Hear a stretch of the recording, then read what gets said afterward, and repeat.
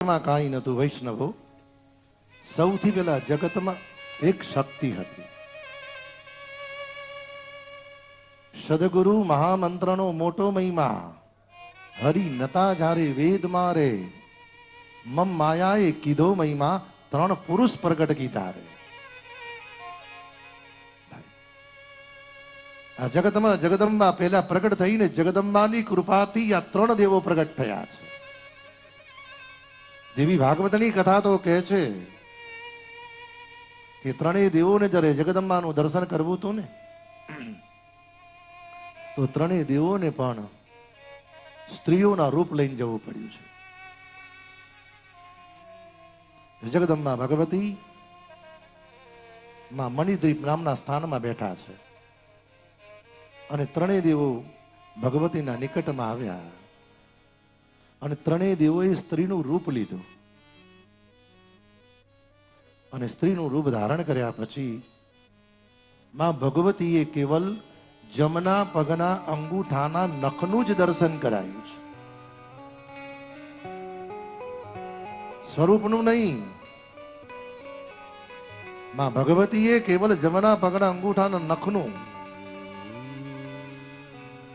આ ત્રણેય દેવોને નખનું દર્શન કરાયું. અને આજે તમે જુઓ 90% લોકો માતાજી આવે ભાઈ,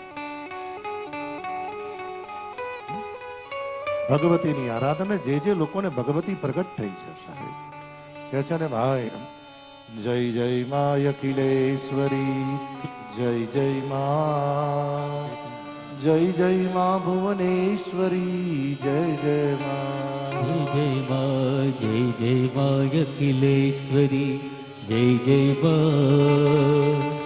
જય જય મા ભુવનેશ્વરી, જય જય મા, જય જય મા, જય જય. ભગવત અનુગ્રહ થયો. પાંચમો પ્રશ્ન પૂછ્યો કે ભગવાન, આ જગતમાં અવતારો કેટલા થયા? સુધજીએ કહ્યું કે હે સૌનકાદિ મહાપુરુષો, આ જગતની અંદર ભગવાનના 24 અવતાર થયા છે. અવતારો કયા કયા થયા ને શા માટે થયા? ભગવાનનો પહેલો અવતાર સનત કુમાર તરીકે થયો. ભગવાનનો બીજો અવતાર વરા તરીકે થયો. ભગવાનનો ત્રીજો અવતાર દેવર્ષિ નારદ તરીકે થયો. ભગવાનનો ચોથો અવતાર નર નારાયણ તરીકે થયો. અર્જુન બન્યા નર, ભગવાન બન્યા નારાયણ. એક નહીં, ભગવાનના 24 અવતાર થયા.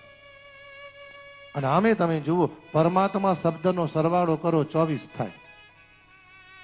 અહીં ગાડી 90 કહે ને, અહીં ગાડી 50% શિક્ષકો જ બેઠા છે. શબ્દનું આંકડામાં રૂપાંતર કરો અને આંકડાનું શબ્દમાં રૂપાંતર કરો.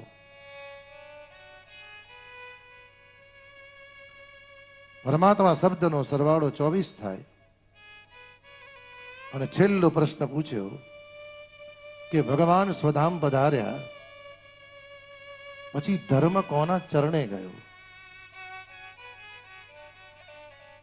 તો સુતજીએ કહ્યું, હે ઋષિઓ, ભગવાન સ્વધામ પધાર્યા પછી એ જ દ્વારિકાની અંદર કૃષ્ણ પુત્ર વ્રજનાભ, અને વ્રજનાભ ભગવાને લીલા સંપૂર્ણ કર્યા પછી મથુરાની ગાદી વ્રજનાભને આપી અને શાંડિલ્ય ઋષિની કૃપાથી વ્રજનાભે પૂર્ણ ધર્મની સ્થાપના કરી છે.